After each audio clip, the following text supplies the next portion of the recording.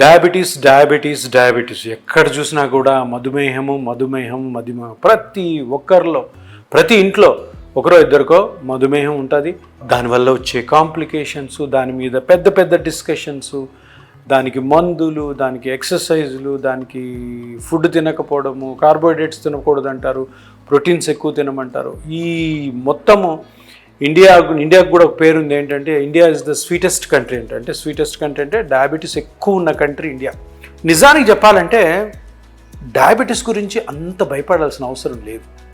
Diabetes రాకుండా ఆపలేం, కానీ మనం ఒకసారి వచ్చిన తర్వాత కొన్ని జాగ్రత్తలు తీసుకోవడంతో డయాబెటీస్ని చక్కగా కంట్రోల్ చేసుకోవచ్చు, పెద్దగా వరీ అవ్వాల్సిన అవసరం లేదు. కానీ కొంతమందిలో లాంగ్ స్టాండింగ్ అంటే ఒక 10 సంవత్సరాలు 15 సంవత్సరాల తర్వాత ఈ డయాబెటీస్ వల్ల వచ్చే ఒక కాంప్లికేషన్ ఏంటంటే డయాబెటిక్ న్యూరోపతి. అంటే డయాబెటిక్ వల్ల నరాలు దెబ్బతింటాయి, బాడీలో ఉన్న నర్వ్స్ అన్ని కూడా దెబ్బతింటాయి. అప్పుడు ఎక్కువగా ఈ అరికాళ్ళ మంటలు, కాళ్ళంతా కూడా మంటలు, యాంకిల్ దగ్గర ఆ స్కిన్ మీద మంటకు నైట్ నిద్ర పట్టదు.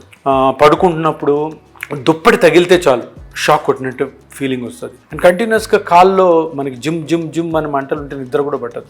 దీనే డయాబెటిక్ న్యూరోపతి అంటారు. చేతుల్లో కూడా రావచ్చు, ఎక్కువ కాళ్ళలో వస్తుంది.